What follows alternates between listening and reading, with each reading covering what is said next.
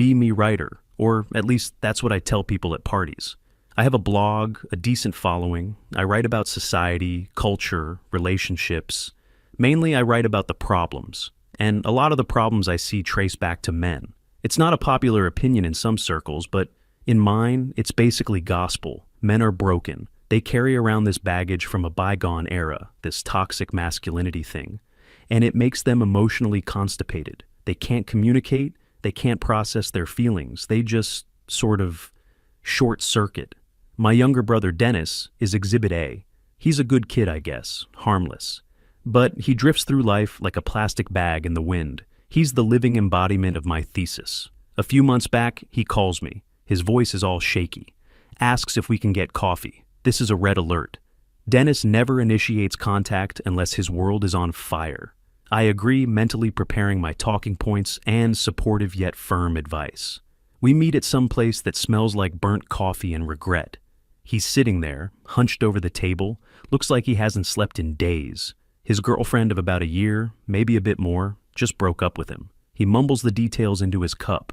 She said he wasn't going anywhere, that he had no ambition, that she felt like she was his mother, not his partner. Classic. I've written this exact article 3 different times. He's looking at me, expecting sympathy. A hug, maybe. She was crazy anyway, bro. That's not how I operate. Coddling him would be part of the problem. I take a sip of my latte. I explain to him that the issue isn't his ex. The issue is him. It's the programming he's received his whole life. Be a man. Don't show weakness. Don't talk about feelings. This is the result. A man-child who can't articulate his own goals, so he expects a woman to build a life for him. I tell him he needs to do the work, to unpack his emotional baggage. He needs to learn to be vulnerable, to communicate his needs instead of just being passive.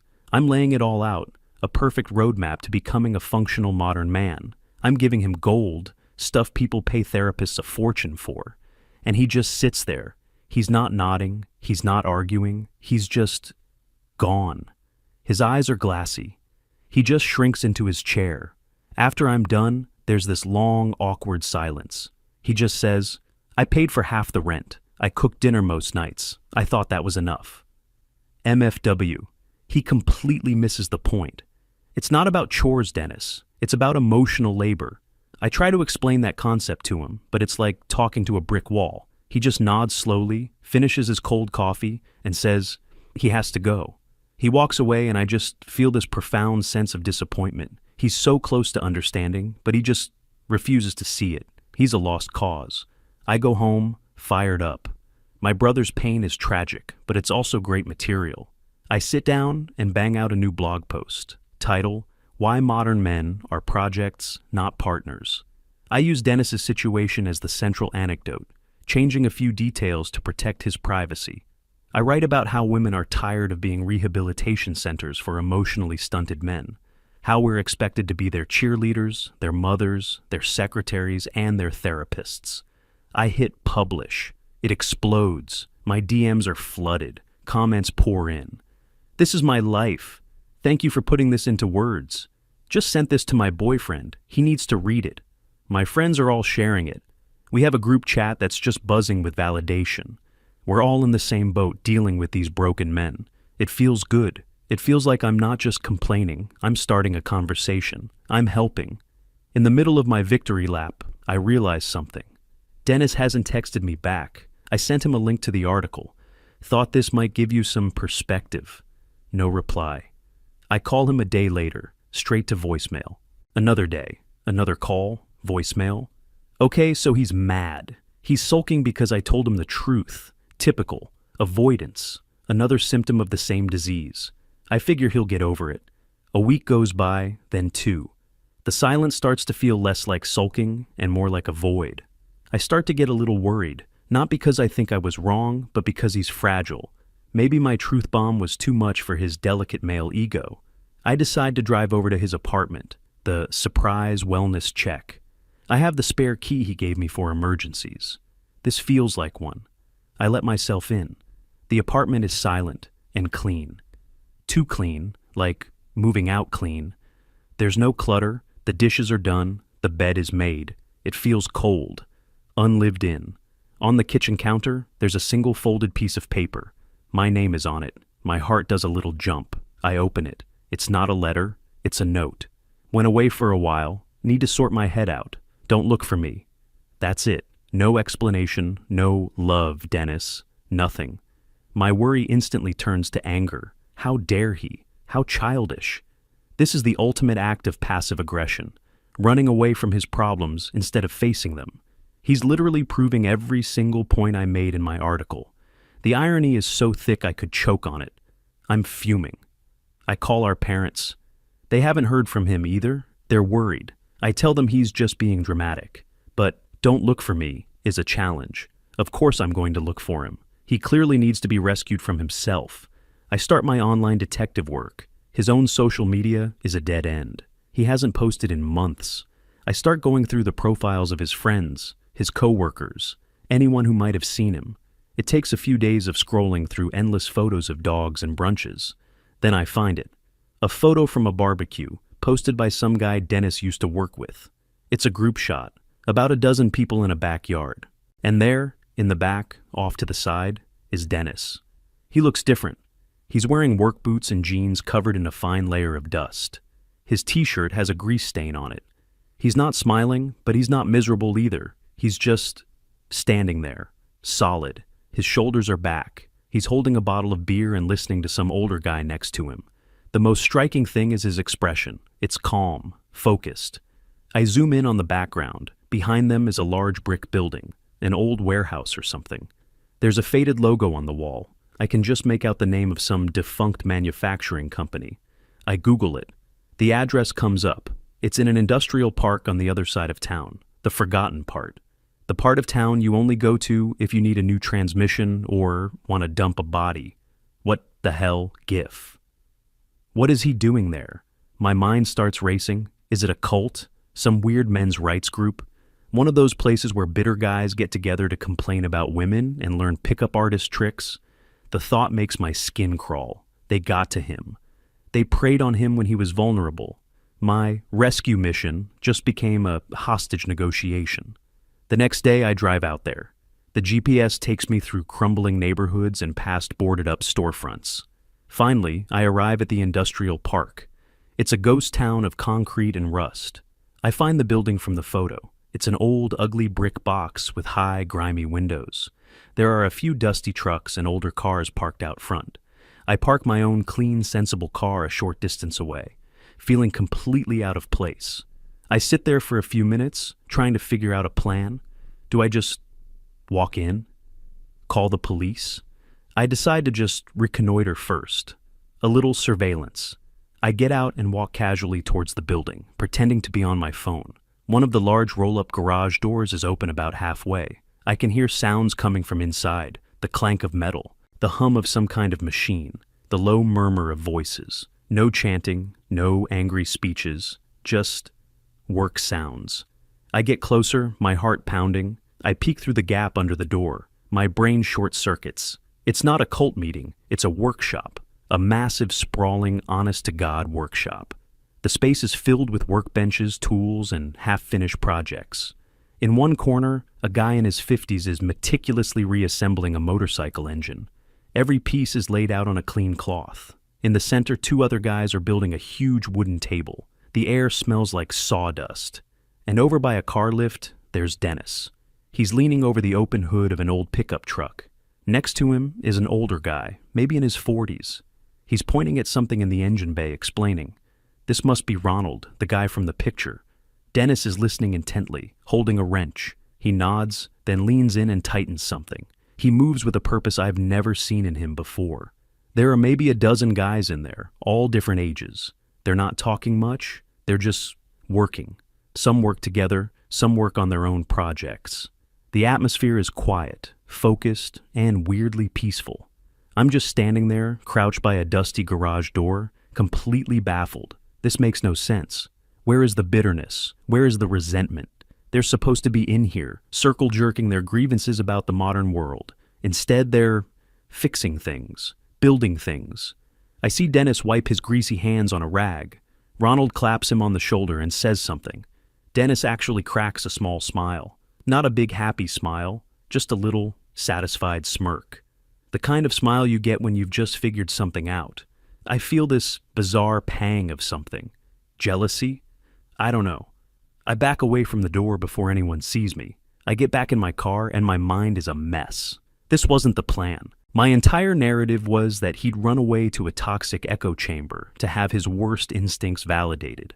But this place, it doesn't feel toxic. It feels productive. I drive home in a daze.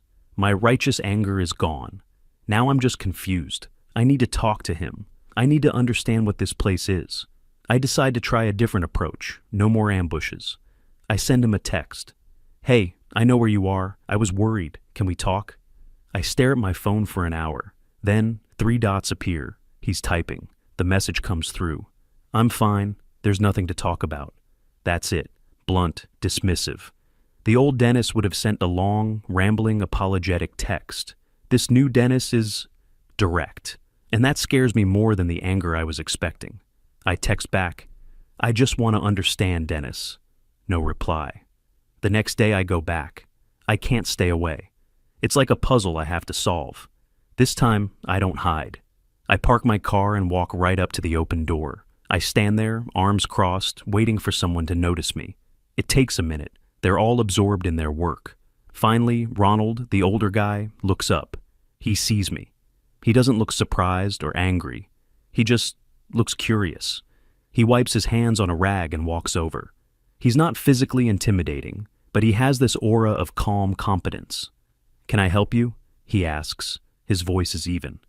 I'm looking for my brother, Dennis. He glances over his shoulder at Dennis, who is still focused on the truck engine. He hasn't seen me yet.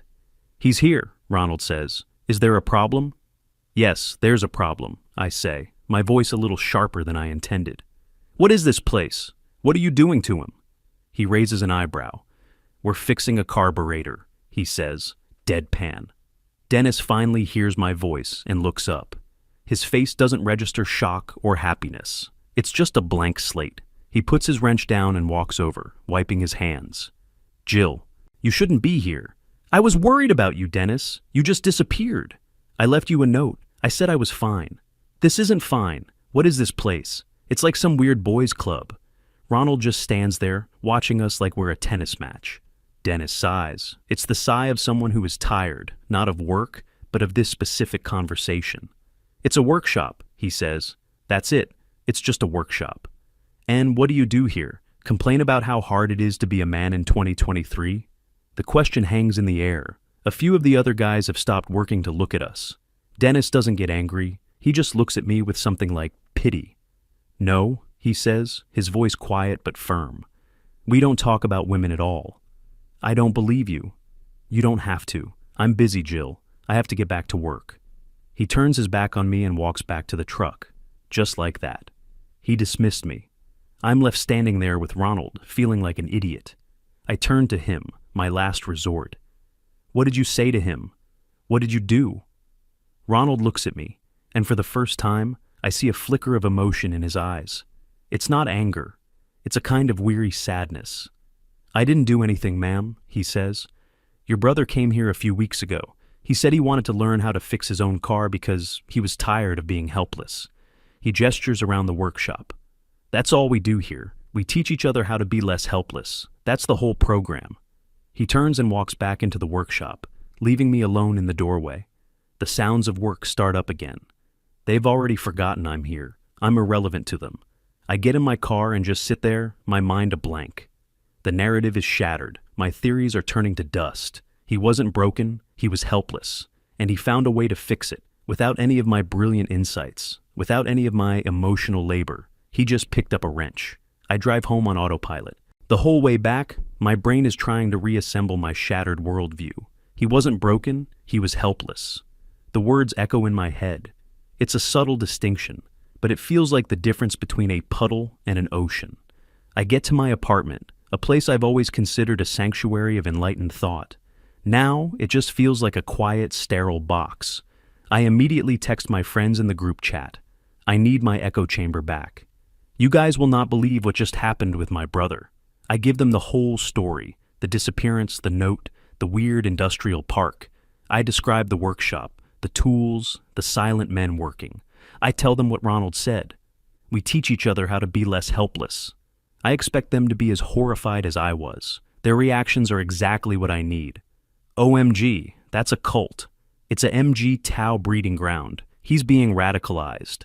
That Ronald guy sounds like a manipulative predator. They target vulnerable men. Their words are like a balm on my confusion. Okay, good. My initial instincts were correct. This place is dangerous. Dennis isn't getting better. He's getting brainwashed. His calmness wasn't peace. It was indoctrination. My mission to save him is back on. My friends and I spend the next hour brainstorming. We decide I need to gather evidence. I need to expose this place for what it is. I need to find the dark underbelly that I know must be there. So, I start digging. I look up the property records for the warehouse. It's owned by a shell corporation with a generic name, Dead End. I try to find Ronald online. No social media, no digital footprint at all, aside from public records. It's like he doesn't exist after 1995. This is suspicious, very suspicious. Only criminals and cult leaders are this offline. My next step is surveillance. I can't just sit outside in my car again. They'll recognize it. So I park down the street and walk, hiding behind other industrial buildings, feeling like a spy in a bad movie. I watch them for a few days, a couple of hours at a time after I finish my own work. What I see is aggressively, infuriatingly boring. I see them arrive in the morning, separately. I see them work. They listen to an old rock station on a dusty radio. I see them eat lunch together, sitting on old crates and oil drums. They don't talk much. They just eat. I see a delivery truck bring them a load of lumber. They all pitch in to unload it. One afternoon, an old woman who lives in a tiny house nearby comes over. Her fence has fallen down. Ronald and two other guys go over with a toolbox and some spare wood.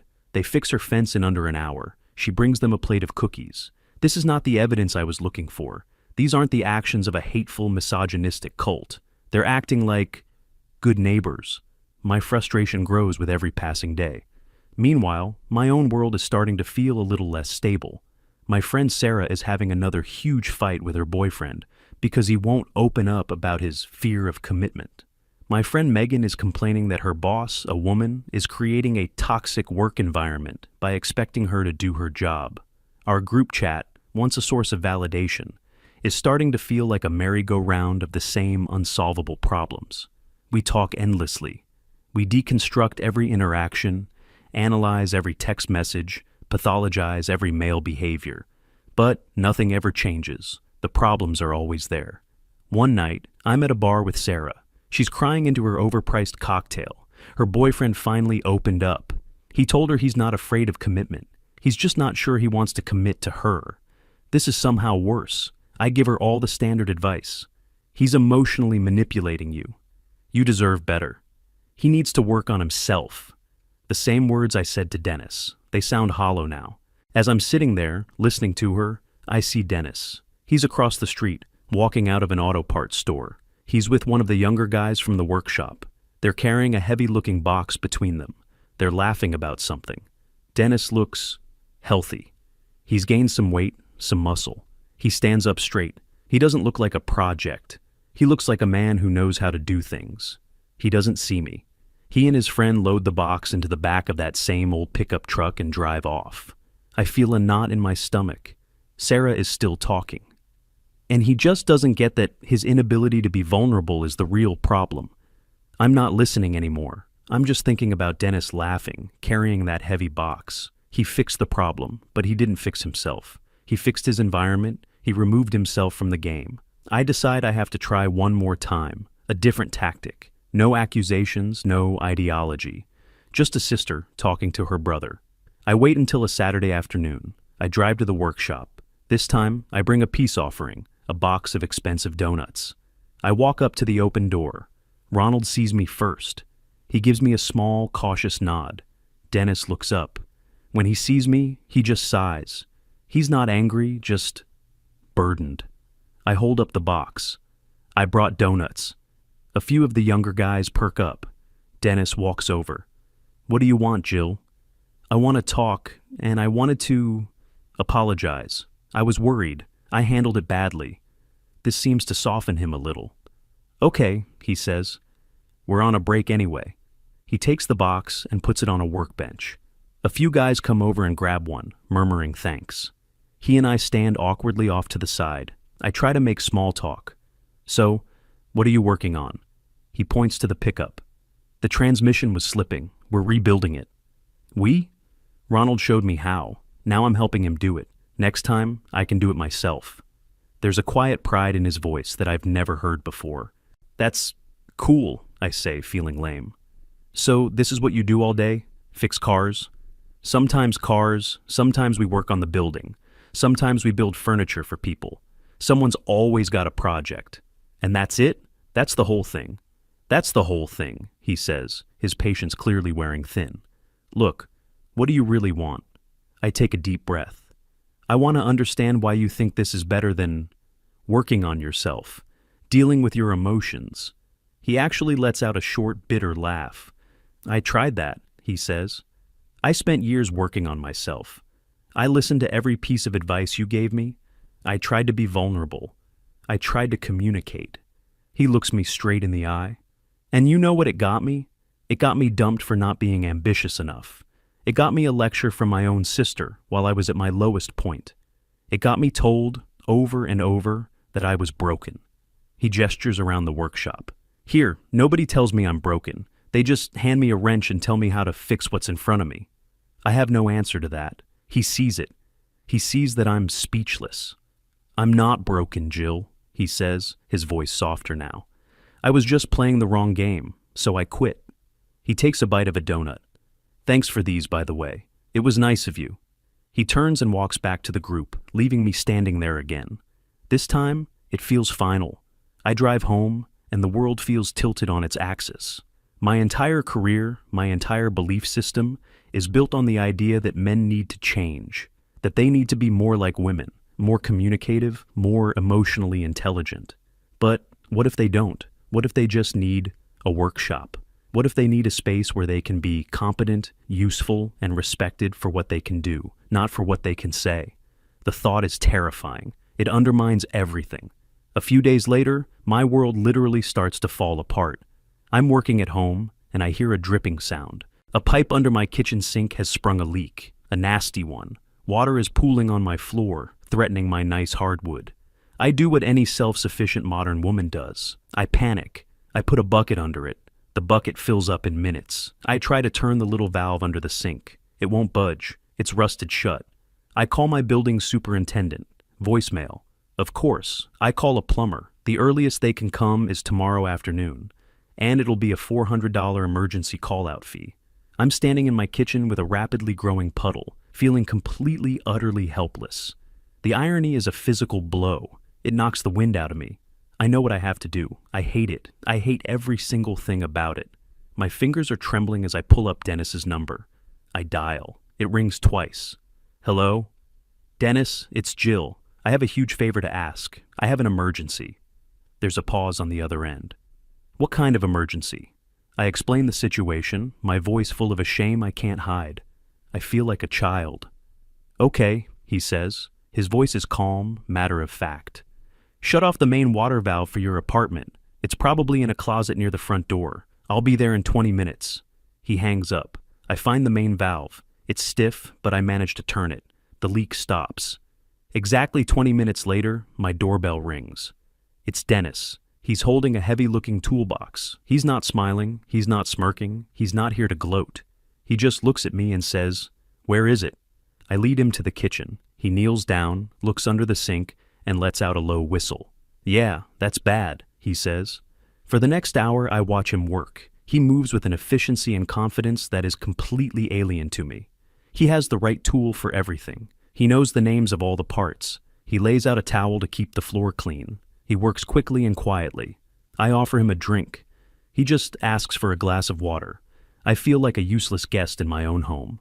My job is to sit at a computer and rearrange words. His job, right now, is to stop my world from flooding. He replaces the burst pipe and 2 of the fittings. He even tightens a loose faucet I'd been ignoring for months. When he's done, he turns the main valve back on. He checks for leaks. There are none. He packs up his tools. The whole operation took less than an hour. You should be good now, he says. I'm standing there, overwhelmed with a mixture of gratitude and humiliation. Thank you, I say. Seriously, you saved me. What do I owe you? He shakes his head. Don't worry about it. The parts were only a few bucks. I had them in the truck. He starts to walk to the door. I have to say something. Dennis, wait. He turns. Where did you learn how to do all that? He gives me a small, tired smile. At the workshop, he says. A guy there, an old plumber, he taught us. Said it was a skill every man should have. He opens the door. I gotta go. Ronald's holding a class on basic electrical. And he leaves. I stand in my silent, dry kitchen. The problem is solved. A man came and fixed it. My broken, useless, emotionally stunted little brother. I look at my hands. They're soft. They type. They can't fix a leaky pipe. I look at my bookshelf, full of books about feminist theory and social deconstruction. None of them could have told me how to stop the water. For the first time in a very long time, I feel a profound, terrifying doubt. Not doubt about Dennis. Or about men. Doubt about myself. What if I'm the one who's broken? I don't call Dennis back to thank him again. I don't know what to say. Thanks for possessing the basic life skills my education and ideology never gave me. Instead, I retreat into my world of words and theories. I go to my group chat. I have to process this with my friends. I lay it all out for them. The leak, the panic, the call, Dennis showing up like some kind of post-apocalyptic plumber. How he just fixed it. No drama, no lecture. I'm trying to convey the feeling of it, the profound sense of competence he radiated. I wait for them to see what I see, to acknowledge the shift. The replies start to roll in. They are not what I expect. Sarah says, he's just performing competence. It's a classic male defense mechanism.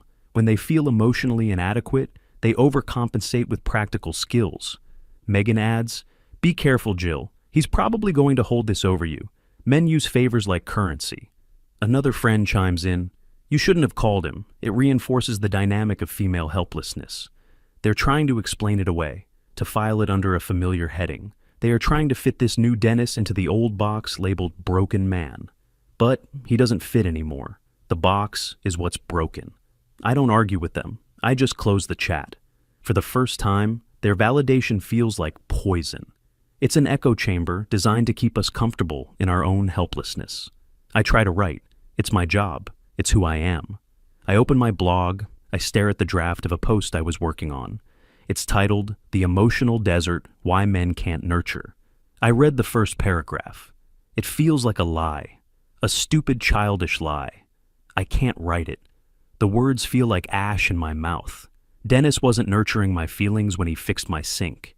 He was nurturing my survival. Which one is actually more important? My life starts to feel like it's in black and white, while somewhere across town, Dennis is living in color. I become a ghost, a lurker. I find myself driving past the workshop sometimes. Not to spy, just to see. I see them building a wheelchair ramp for the old lady with the fence. They don't make a big deal about it. They just do it. I see them starting what looks like a small business. They've restored a bunch of old furniture and are selling it on the side of the road. People are actually stopping and buying it. They are turning rust into money, turning their skills into value. They are building a world, while I am deconstructing one. My friends' lives continue their downward spiral of drama. Sarah finally breaks up with her boyfriend. She's devastated, but also weirdly triumphant. She can now fully embrace her victimhood. Her social media becomes a shrine to her emotional trauma. Megan gets fired. She claims her boss was creating a hostile environment. The truth is, she was just bad at her job. My own life is stagnant. My blog posts are infrequent and lack their old fire. My followers are noticing. I feel like I'm sitting in a waiting room, but I don't know what I'm waiting for. Then, the storm comes. It's not just a storm, it's a weather event, the kind they give a name to. The sky turns a sickly green-gray. The wind starts to howl. The alerts start screaming on my phone. Tornado watch, flash flood warning, seek shelter immediately.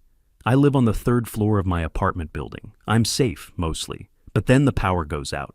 The whole building goes dark and silent, except for the roar of the wind and the lashing of the rain. My phone still has a signal, for now. The group chat lights up. It's pure chaos. My power is out, I'm scared. I can't believe this is happening. My landlord isn't answering his phone. They are all typing into the void, their words a digital substitute for action. They are all helpless, and so am I. I go to my window and look out at the city. It's a blackout, a vast sea of darkness, punctuated by the occasional flash of lightning. But then I see it. Across town, in the direction of the industrial park, a small, steady pool of light. A single point of order in the chaos. The workshop. They have a generator. Of course they have a generator. And they probably know how to maintain it too. I stand there for what feels like an hour just watching that light, that beacon. The worst of the storm passes. The wind dies down to a manageable roar. The light in the workshop remains. And then I see movement. The big garage door rolls up. The light spills out into the flooded street. A few figures emerge. They're wearing rain gear. One of them starts up a chainsaw. I can hear the buzz faintly over the wind. I watch, mesmerized, as Ronald, Dennis, and two other men start methodically cutting up a massive tree that has fallen and blocked the main road. They move like a team. They know what they're doing. No one is shouting orders. They just seem to understand the task and their role in it. While they work, another two men from the workshop get in that old pickup truck. They drive slowly through the flooded streets. They don't go far. They go to the little house where the old lady lives. They go inside to check on her. A few minutes later, they come out and start securing a loose shutter on her window. They are not waiting for the city to fix things. They are not waiting for permission. They are the first responders. They are the infrastructure. My phone buzzes. It's Sarah. Can you believe this? I've been on hold with the power company for 45 minutes. This is a total failure of the system. I look from my phone to the scene outside my window. The men have almost cleared the road. The system did fail, but it doesn't matter to them. They're not dependent on the system. They are their own system. I don't reply to Sarah. I just turn off my phone. I sit in the dark and watch them work until the batteries in my binoculars die. The next morning, the world is a wreck. The power is still out. The streets are littered with branches and debris, but the sun is shining. I make a cup of coffee on my gas stove, one of the few things that still works. I look out the window. The world is slowly coming back to life. City crews are out. People are emerging from their homes to survey the damage. And then I see the pickup truck. It drives slowly down my street. Ronald is driving. Dennis is in the passenger seat. They aren't celebrating. They aren't resting. They're working. They have a pump in the back of the truck. They stop at a house where the basement is clearly flooded and start helping the owner. As they pass my building, Dennis glances up. His eyes scan the windows and, for a second, they meet mine. There's no anger, no triumph, no, "I told you so." There's nothing. It's the look you give a stranger, a building, a tree. He doesn't recognize me, not really. He recognizes the shape of his sister, but the person who inhabits that shape is a foreigner to him now. They don't speak the same language. He looks away and says something to Ronald. They both laugh. The truck keeps moving down the street, on to the next problem that needs fixing. And I am left behind. I go back to my laptop. The battery is at 12%. I open my blog. I look at my most popular posts. Men are broken. The myth of the self-sufficient man. Why vulnerability is the new strength. It's all garbage. A fantasy I told myself because it was more comfortable than the truth. The truth is they're not broken. They just operate on a different frequency. They were told the rules of the modern world were broken, that the game was rigged, so they didn't try to rig it back. They didn't protest. They didn't write angry articles. They just quit the game. They picked up their tools and built a new one, a smaller, quieter, more durable one. A world where value is measured in what you can do, not in what you can say. A world where competence is the only currency that matters. And in that world, I am bankrupt. I highlight the text of my latest draft, all 2,000 words of it. I press the delete key. Then I close the laptop. The power is still out. My apartment is silent. The problem wasn't that men were broken. The problem was me. I just couldn't see the solution. They didn't need fixing. They just needed to be left alone.